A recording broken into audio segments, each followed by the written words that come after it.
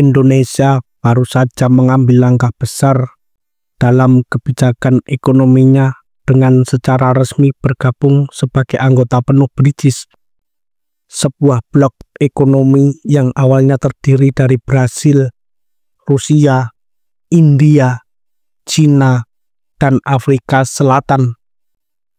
Keputusan ini memicu beragam reaksi dari para ekonom, akademisi, hingga pelaku bisnis.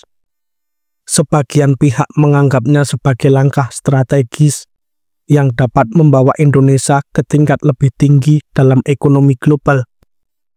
Dengan keanggotaan di BRICS, Indonesia kini memiliki akses lebih luas ke pendanaan internasional, peluang perdagangan yang lebih menguntungkan, serta posisi lebih kuat dalam membentuk kebijakan ekonomi dunia. Namun di sisi lain, muncul pula keraguan dan pertanyaan, apakah keputusan ini benar-benar menguntungkan dalam jangka panjang, atau justru beresiko membuat Indonesia semakin bergantung secara ekonomi dan politik pada negara lain.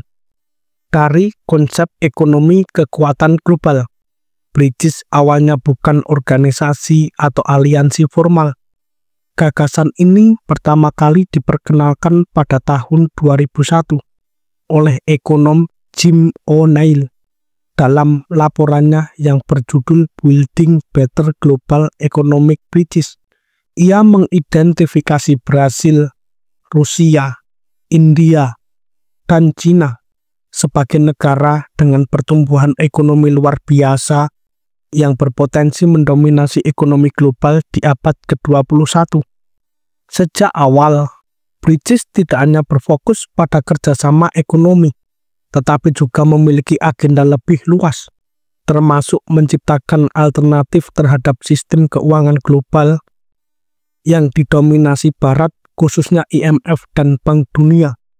Selain itu, BRICS juga berusaha mengurangi ketergantungan terhadap dolar Amerika dalam perdagangan internasional.